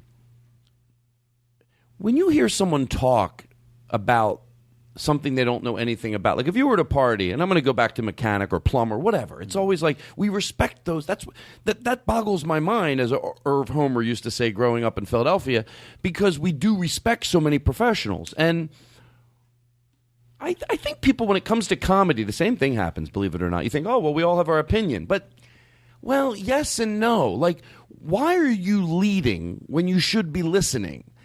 And if you want to know what you look like, when people go, oh, like, well, here's what we should do with people in prisons. Here's what we should do with people in prisons. Well, did you study that? Because I would think the outcome of most people would be want less murderers on the street and less rapists and less, So if that's what you say and you really want that, you would go, I want that. Now let's divert to experts to get that. Right.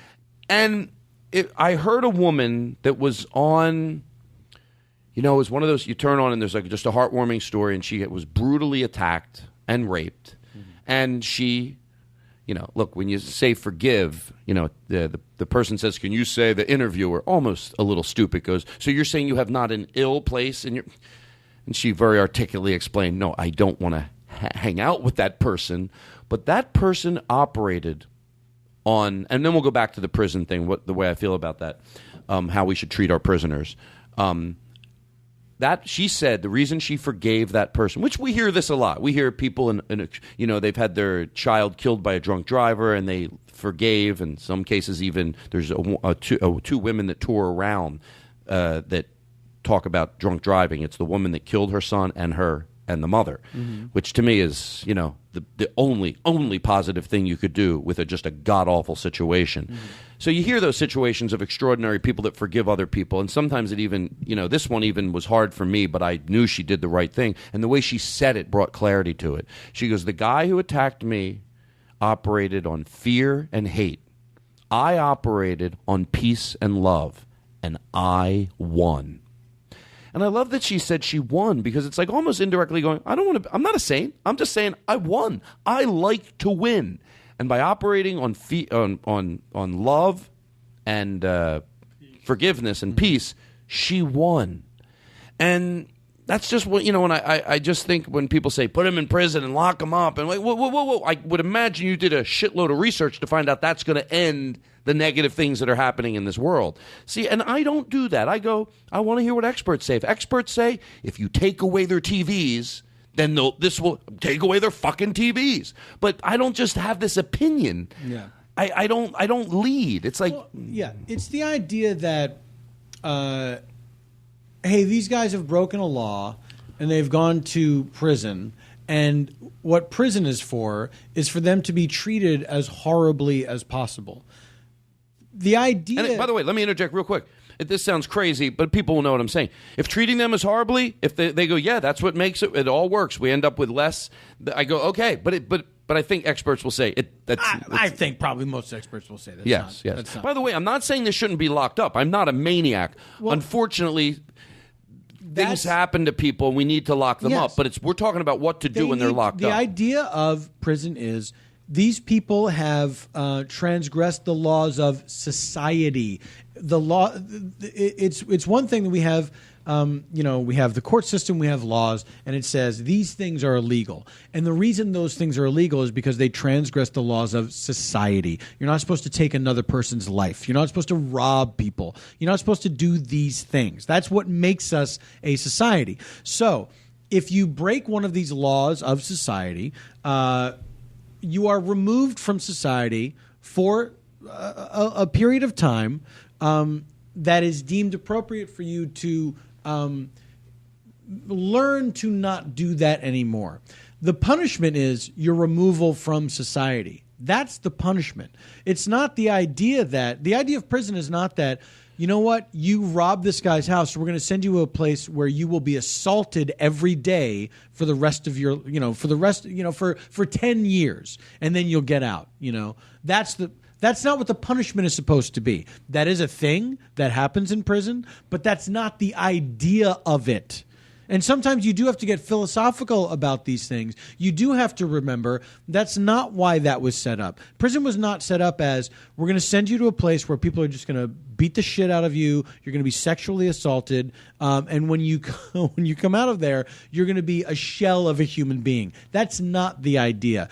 And so when you remove TVs, when you serve them slop, when you make them wear pink uniforms or whatever, like that crazy guy in Arizona does, when you dehumanize people and humiliate them, that's not supposed to be the idea of this. And so prison reform is a very important thing, and we're not two kooks sitting here going, yes, we get, things happen and people have to be removed. But here's the point. Here's why you want prison reform, and here's why you want that to get better. It's so that we get better as a society and we become more humane. And so the idea is somebody who goes to prison because they robbed a house or for whatever crime that they committed will say, oh, okay, I have a chance now to redeem myself. There's a chance to truly rehabilitate someone and re-educate them. Maybe they didn't get. Maybe they had a rough time. How they grew up, where they come from. Now we have a chance to make those people into better people and actual members of society. Right, and the goal of a reasonable person shouldn't be to hear this and think of examples to go rush there. Yeah. To go, well, yes, I would agree that there's probably certain people in prison that can't be rehabilitated, but it's about the ones that can. Yes, there's levels of it. You know what I mean? There's levels of it. It's not just like you just dump everybody in there, like somebody who's a psychopath or a sociopath that kills people and that is psychologically proven to be beyond redemption. That's a whole different story than a guy who stole a TV. Yeah, and by the way, not only would it be there's a lot of people going, oh, they're talking about no shit what they're saying. We're talking about but I've been at dinners where somebody says something, lock them away, put away the key, and it's even for the people that there's no chance of them ever getting out of prison, if they were treated kinder in prison, there'd be less people that are in there working getting hurt too. Yes. So anyway. And guess what? Not everybody in prison is there for the same reason. They're not all equal. They didn't all do the same thing. Some people might be innocent too, and they ended up in prison. So while we're I don't know why I feel I wanted to talk about this next thing, believe it or not, because it seems a little lighter. We've talked about this a lot. Paul, Todd, I can't believe how hard it is. I with some work, there was a comedian that we was arguing over using the word retarded. And by the way, Paul, we've talked about this before. There's probably still some people. Yeah. You know my theory on that. They all say everyone's so sensitive. And I got into this thing with I want to be very vanilla here because it's someone I know and it's their, they're not going to listen to the podcast. Someone I know and it's their boyfriend. Right. And he talked about some of those words. He used the word retarded. And that we'll talk about. But then when comedians defend it, I don't understand that. Yeah. That's what just it's just really you're a wordsmith, and it's like, okay, let me just get this out, and then I really do want to, but I don't understand. This person seemed to be this way. We can't say this word. We can't say that word. We can't say this word.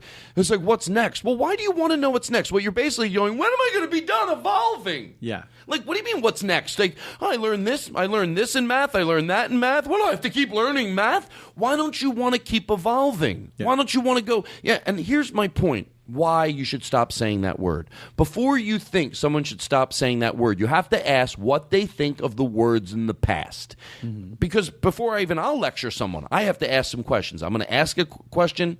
I'm going to have to come up with sort of a fake answer because no one else is, the person. But if you ask somebody, hypothetically, did you stop using the word Jew me down because you just got tired of being corrected?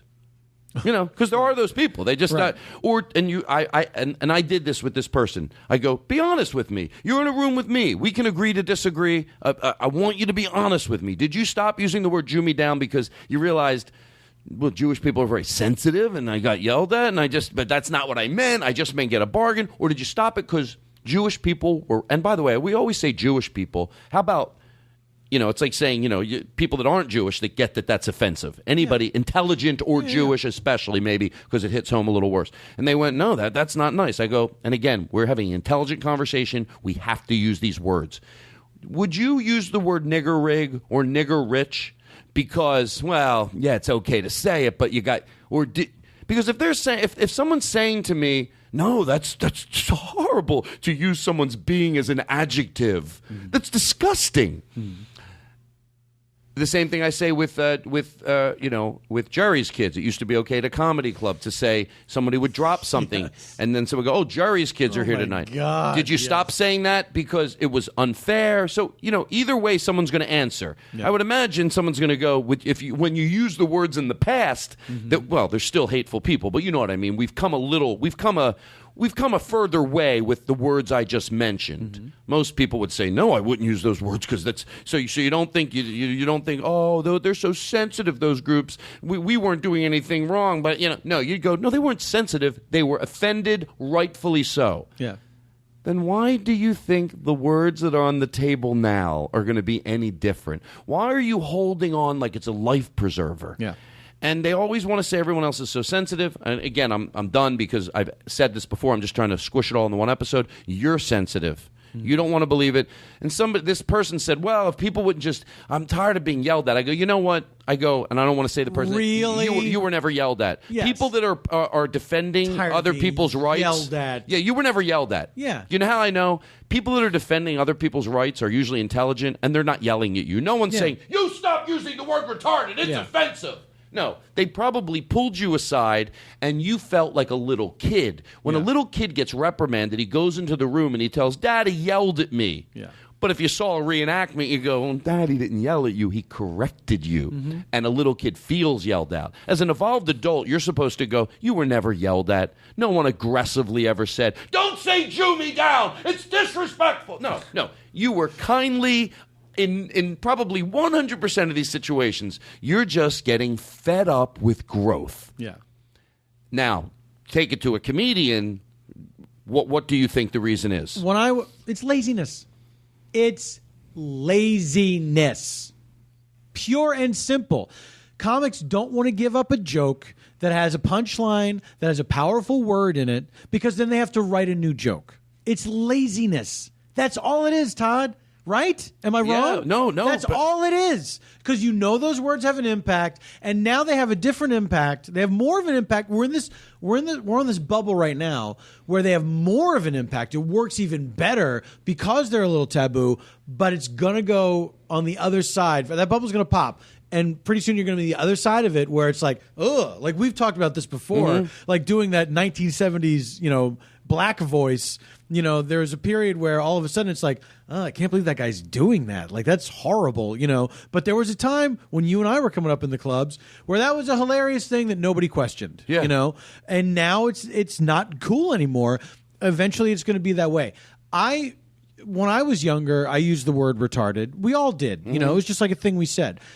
And then gradually, and nobody ever yelled at me, I gradually realized, oh, yes, I seem to be noticing that people have a problem with this word and that it's an impolite word to use and that it hurts somebody's feelings.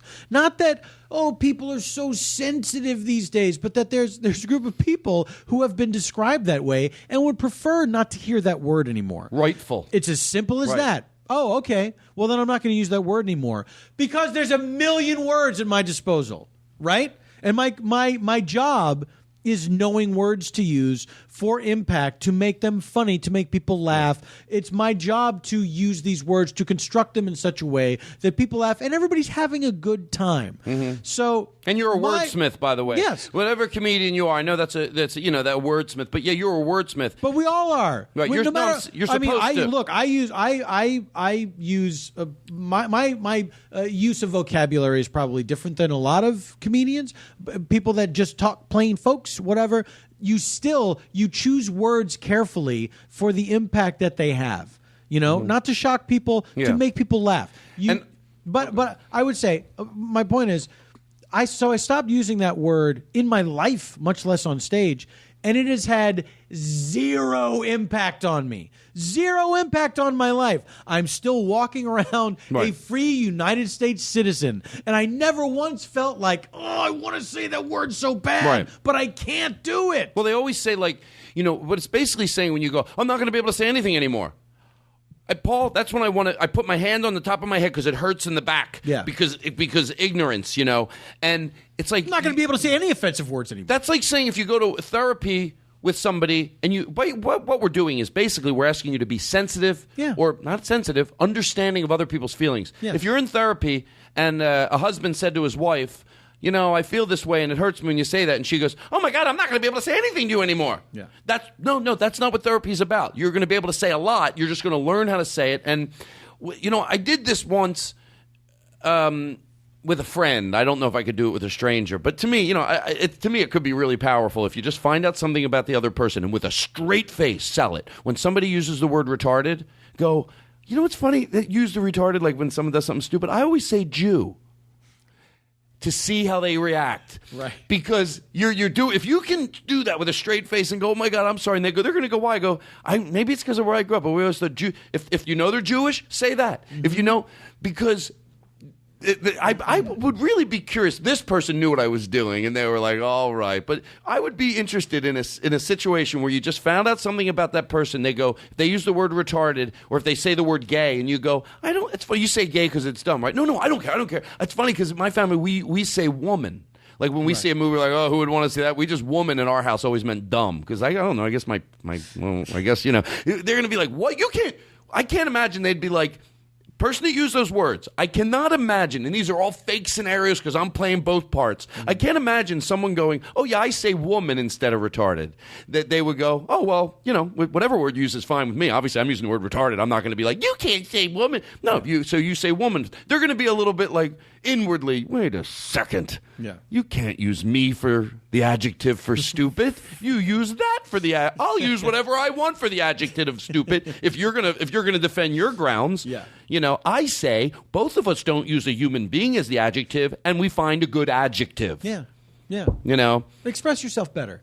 It's not hard.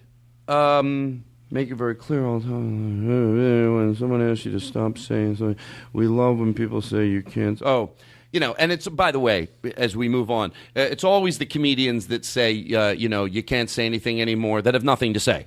Yes. George Carlin, find any article where he talks about what he can't say, because you can say anything you fucking want. Now, maybe people might argue with what you say and not agree with what you say. Yeah. But, you can say a lot. Yeah. You can say a lot. It sounds, it's my voice I always go to. You can't say that word. No, I won't be able to say anything. Yeah. Oh, stop it. Back then, we're doing good. Back then. What did you say? I've been on this, I started. Bender, kick. When Jag. I was, no, keep going. What if Spree. No. Spree's closer. Mission. Oh. Ooh. It's getting interesting. For people that say back then. I just feel like a lot of the problems, and you know what? Nothing, I'm echoing some of the things I said before. Nothing makes me happier than I get a tweet from somebody or an email that goes, thanks for defending us. Because I felt the same way when I was 25. People were still saying back then. Yeah. And I said, I think kids are doing pretty good today. If every child in the world today was one child, the child services would come in and take them away because we're not giving them any compliments. Right. And I could never say, by the way, some of the other stuff I say, oh, I've said that before, I'm sorry. I said that before, I'm sorry. Oh, someone's listening. Todd, come on. We you're just, this one I will never apologize for because I could never say this enough to match how much they're hearing it from the other end about, adults going back then, all our problems back then, when all our problems are because of what you did back then. I'm surprised. You know how I know kids overall are pretty decent today? Because I've never seen a kid haul off and plow an adult, punch him in the face. Because now, if a kid's wrong, well, then he'd be wrong. But I think he's right. If a child or a kid, I should say, or a young adult understands that most of the problems we have today are from what happened back then, and then not only does an adult not acknowledge that, but he blames the kid. Imagine when you rightfully, the rage that would build in you, that you're saying, I'm not going to attack you, but you're certainly not going to tell me it's my fault when I know it's your fault. Yeah. To haul off and just punch him, you're not going to blame me for all the problems. We're making strides in being open-minded and accepting. You're going to blame me. So you did everything so right back then. How'd everything end up so fucked up? Right. And the new thing that I've been trying to talk about in my act is when people say back then, like they'll go, back then a guy would open up he'd open up a door for a lady, or he'd get up when she walked into a room. Yeah, and he wouldn't let her vote, you dumb fuck.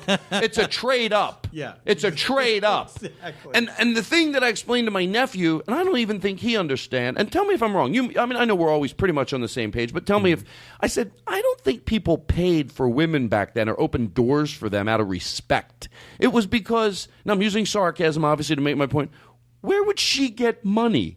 She's a housewife. Right. And you better open the door for the frail little lady. Yeah. It wasn't respect. It was like women are frail and women are. It and was when people all go, about it was all about the gender roles of the time. yes, I will get up. And about equality and inequality. Yes, Yes. absolutely. And when people talk about opening the door, I always go, I open the door for anyone behind me. Yeah. So they think I'm yes. spitting on opening the door. Yeah. No, I'm just, so I love when you can, look, this is probably in a weird way. This is sort of there's one more thing to talk about after this, just so you know where we're going and how much energy you exhaust. I can count pieces of paper. You're good? Yeah, you can see them here. To me, it's just, I don't think we're at a horrible place in the world. I'm not trying to give people positive, I'm not trying to delusionally think things are right. Mm-hmm. I feel like we are going forward. But if we look at it, like, I know when you see these school shootings and you go, oh, what's going on? And, but somebody tweeted me this and I loved it. It's just to me, comedically taking a hammer and smashing a back then. Back then you could leave your doors unlocked. Mm-hmm. Yeah. And the Holocaust was happening outside. Yeah.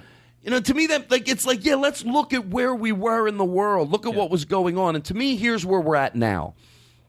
And again, I'm repeating myself, but I'm condensing it into one episode here. It's like if somebody said back then, hey, we're going to mind fuck all these people.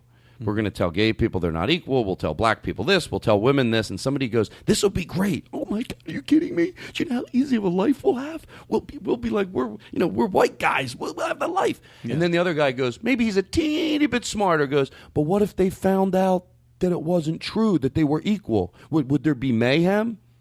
First of all, that won't happen. And if it does happen, what are you saying? If everyone found out that we should all be equal, will there be mayhem? No. Well, they found out.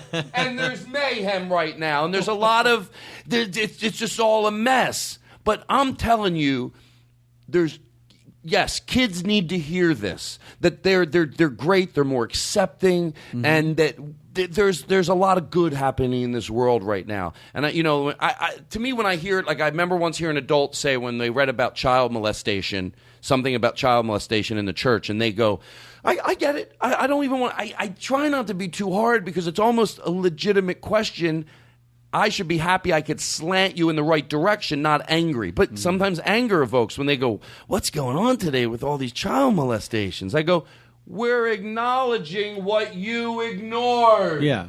You don't think it all happened back. Where do you think altar boy jokes came from? When I was in second grade, there were altar boy jokes. That's because kids were getting molested. Now, you're going to now to me, I see an older person putting that on kids. Like, what's going on today in this world? Mm-hmm. Oh, we're discussing what no one talked about that back then because it was shameful if you were molested. And you're still trying to do things the same way. Right. Like the church is still trying to do things the exact same way, where it's just like, we're just going to make this go away.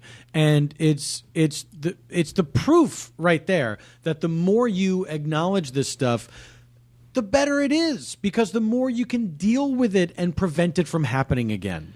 The more it sounds a little cliche, but the more you're honest, like back then, I know what people did. I get why there's a better image of back then. And I'll say it in a silly way.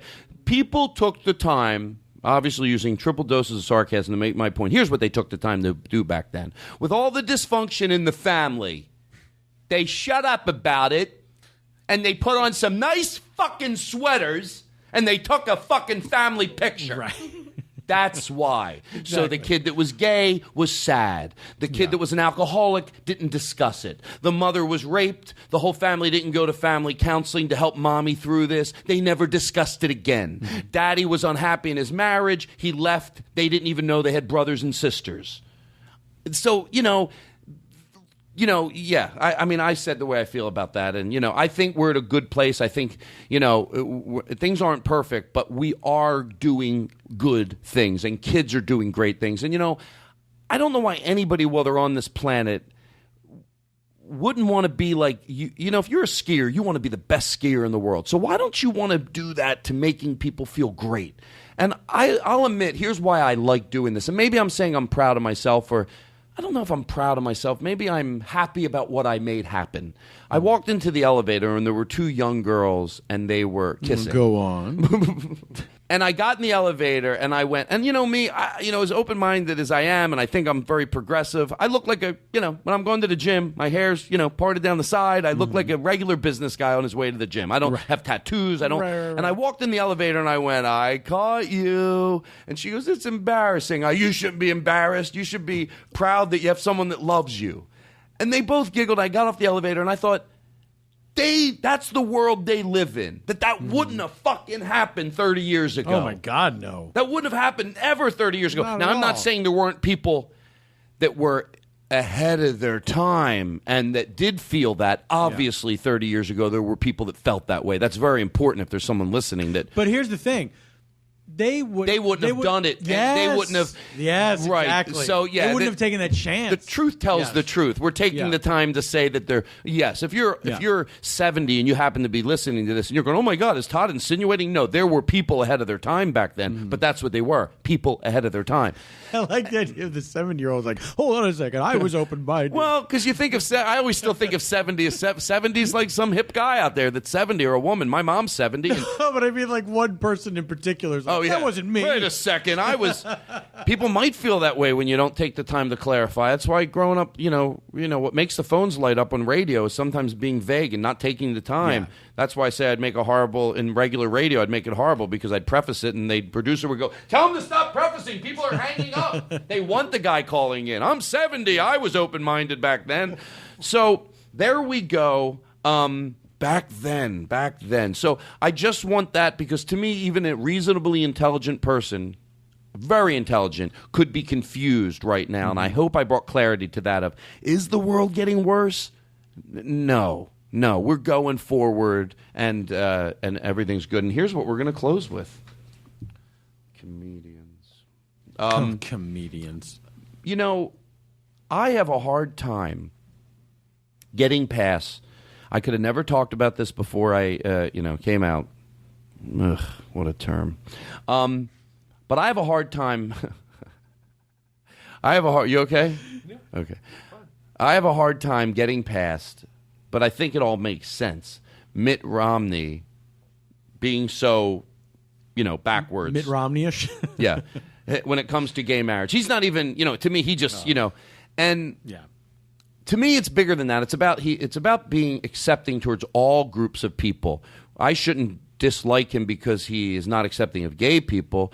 I should be accepting for him, not accepting of him or not liking him because of all the groups of people that he doesn't accept. And I love when it starts to hit the other groups. And then they're like, wait a second.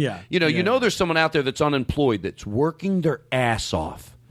Not sucking off this government. Hard-working, decent people. The majority of unemployed people. Yeah. Hard-working, decent people that are just struggling to work, and they want to fucking work. Okay, it sounds kind. And they're homophobic. So when he says these things that are homophobic, they'll vote for him. But then it's like, whoa, now he's hitting he's hitting your group, and one by one he's going to hit them all. Yeah. He's going to be you're going to find out that very few people are isolated hateful in one area. They just can't talk about the other areas. Yeah. It's not socially acceptable.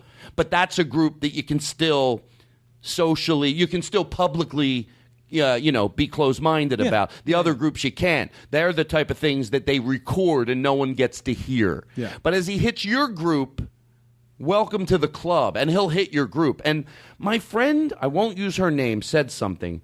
First, I said, what if he does have... I said a what if, and most people that I try to have this conversation with go, he doesn't have the answers to our economical problems. I go, do me a favor to keep it clean. Let's... hypothetically, because the only way to have this conversation is to go, he does. Let's say he really does have the answers to some of our problems. Do we vote for him? And my friend's wife said, it takes time. Yes.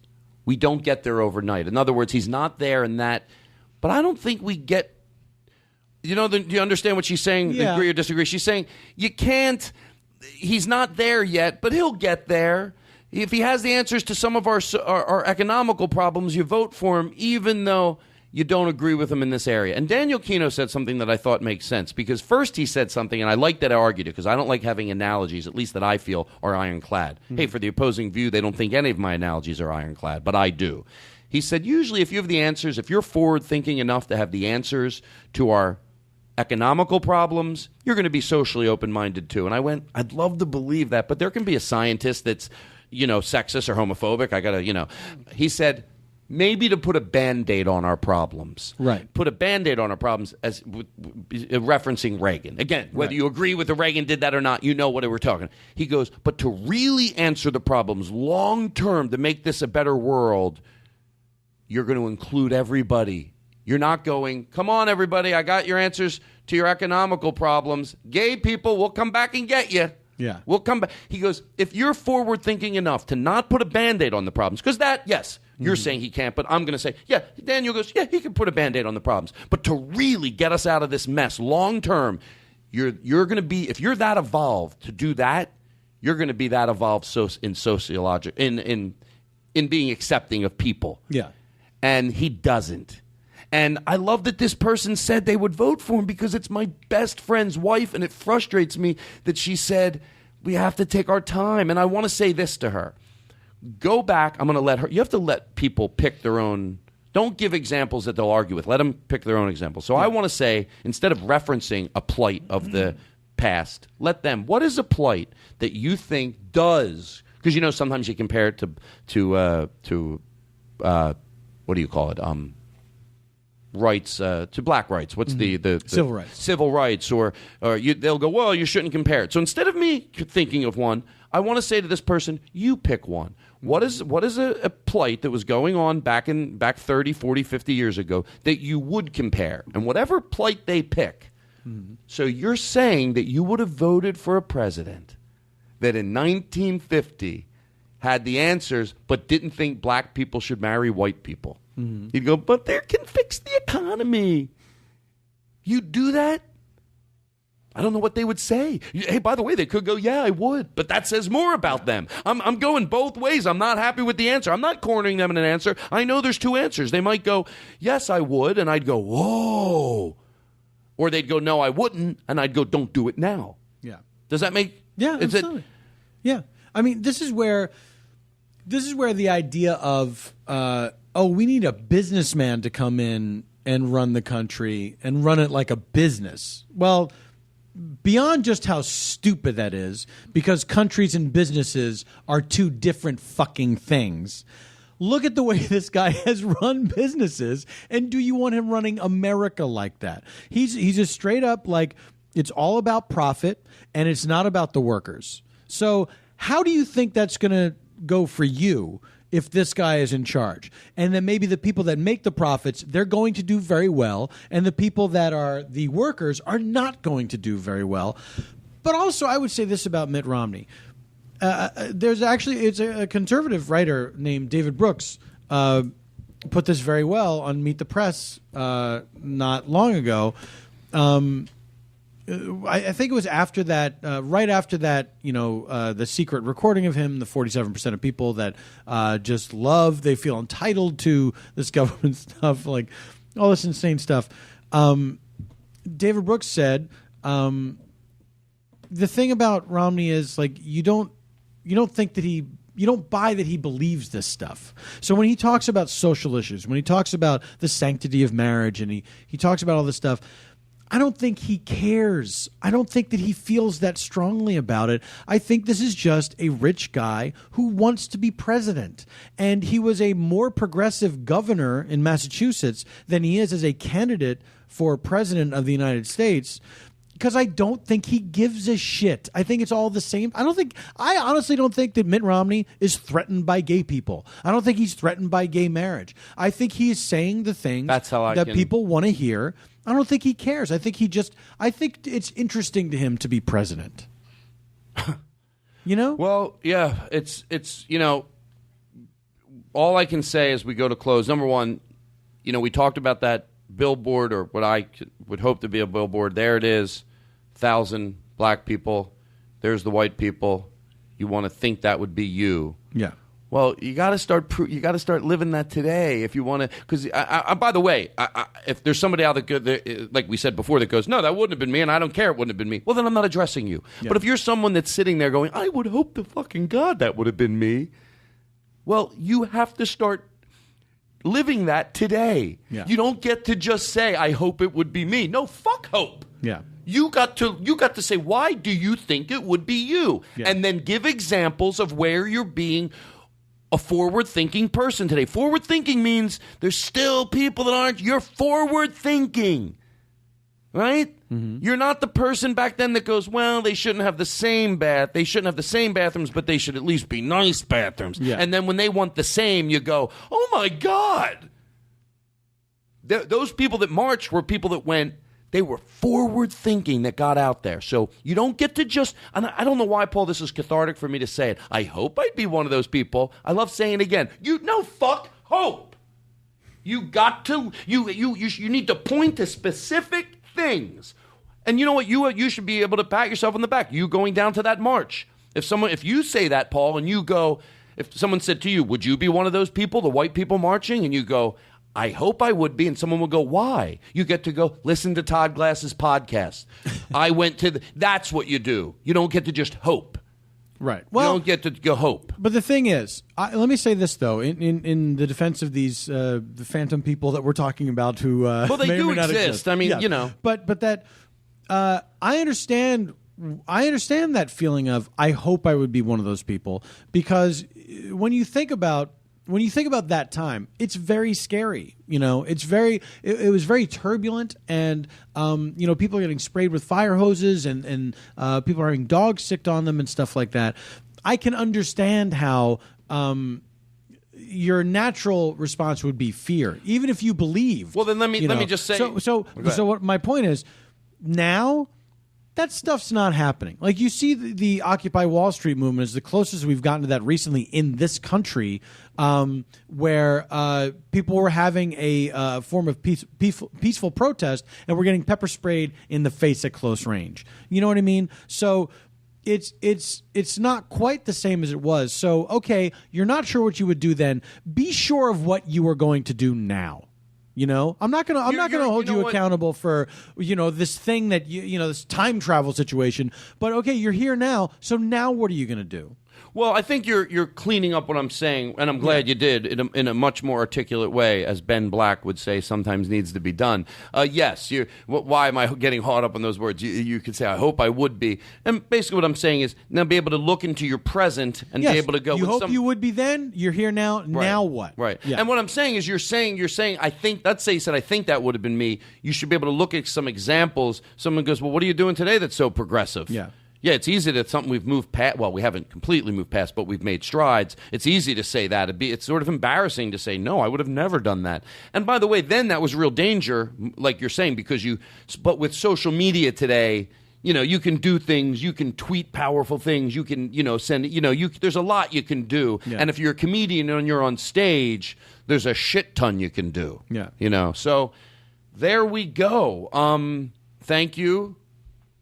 I was these guys. Let me so they don't think I don't appreciate it. No, I didn't want to. I'm more comfortable because they're here every week.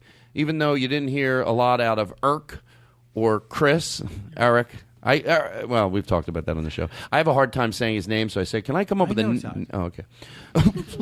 And Katie, thank you very much. Eric, thank you very much. Chris, they're here every week, so I was more comfortable doing this with them here, and I know they, didn't.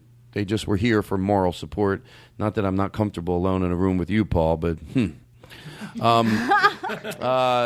so there. How long was that? About 2 hours. Well, you know what? It took 2 hours. Now, from now on, every time I have a thought on the regular show, I'm gonna just spend some time. That way, this will never happen again. And guess what? We didn't even get to. I saw that. Yeah. I know, spanking kids. So there we go. I hope. Like I said, for the emails that I get from those kids and adults, adults can process things a little more differently, but I know better than anyone. It's still hard, but I always say, especially for kids, it's harder.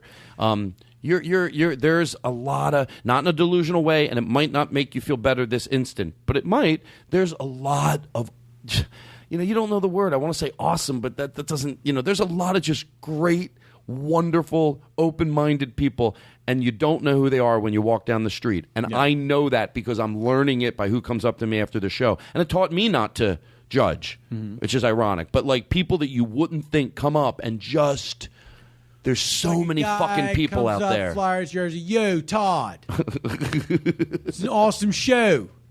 Listen, just want you to know, Use. it was brave of you to admit that you are what you are. Because I listened to Mark Maron podcast. It's like I listen to it. I'll be that guy. I'll be me. Thank you. Thank you very much. I got to tell you, I get a little. I don't know what to say in these situations, but it resonates. What you're saying means a lot to me. I hope so. Can I get a picture with you? Of course. Oh, whoa! Don't put your arm around me. Wait a second. Oh. So go rock on Wawa, Preston and Steve. I'll see you in a few weeks. And Katie, thank you very much. We have to meet tomorrow and do a podcast. She came in and the fun one. You're good. Must be nice. I'm proud of you. I say that. I started saying that ironically because of Uncle Frank from the Jimmy Kimmel Show, but I started telling people I'm proud of them. Yeah, I am proud you of. don't hear it enough. I am proud of a lot of kids today, and it's all good. And we're gonna end with this song that somebody. It's called. I don't know the name of it. I'm forgetting. But that's what we'll play as we go. I think this is a great song, and there you go, everybody. Bye. Thank you, Paul.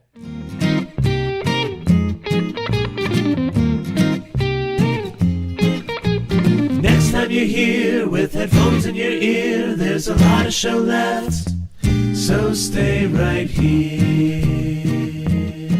Hi everybody, this is Todd Glass. Did you know there's t-shirts available at toddglass.com? Well, there are. And if you don't like your t-shirt, you can use it as a rag. We guarantee it. 'Cause we've got Todd Glass, we've got Todd Glass, we've got high on the mic with reverb glass. So anytime you're getting low, instead of letting go, sit and let the time pass. Hey, here comes another Todd Glass Show. Hey, here comes another